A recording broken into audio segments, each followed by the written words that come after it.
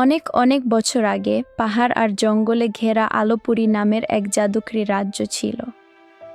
এই রাজ্যে রাত হলে আকাশের তারা নেমে আসত, গাছেরা গান গাইত, আর নদী মৃদু আলো ছড়াত।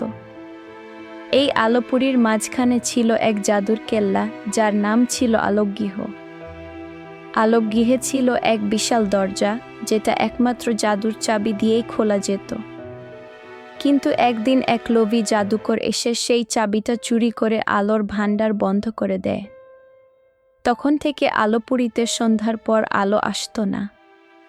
পাখিরা গান গাওয়া বন্ধ করে দেয়, আর শিশুরা ভয় পেত অন্ধকারে। তখন আলোপুরীর এক ছোট্ট রাখাল ছেলে হৃদয় সামনে এলো। সে বলল, আমি সেই চাবি খুঁজে আনব। সবাই অবাক। তুমি তো কেবলই রাখাল। হৃদয় বলল, আমি ছোট হতে পারি, কিন্তু সাহস আমার অনেক বড়। তবে কেউ জানতো না হৃদয়ের হৃদয় ছিল আলোর শক্তি। সে যাত্রা শুরু করল।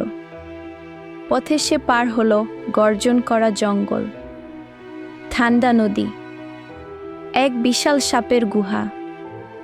সব বাধা সে কাটিয়ে উঠল, কারণ সে কখনো কাউকে কষ্ট দেয়নি আর সাহায্য চেয়েছিল বিনয়ের সঙ্গে।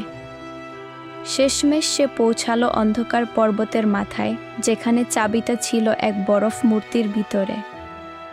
হৃদয় বলল, আমি আলো ফিরিয়ে আনতে এসেছি, কারো ক্ষতি করতে নয়।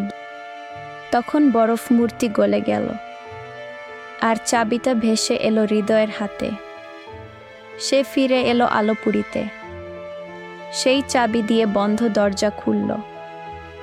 সাথে সাথে আলোর ঢেউ ছড়িয়ে পড়ল পুরো রাজ্যে। গাছেরা আবার গান গাইতে শুরু করলো, নদী আবার আলো ছড়াতে শুরু করলো। তারপর রাজ্যের সবাই খুশিতে হৃদয়কে মাথায় তুলে নাচতে লাগলো।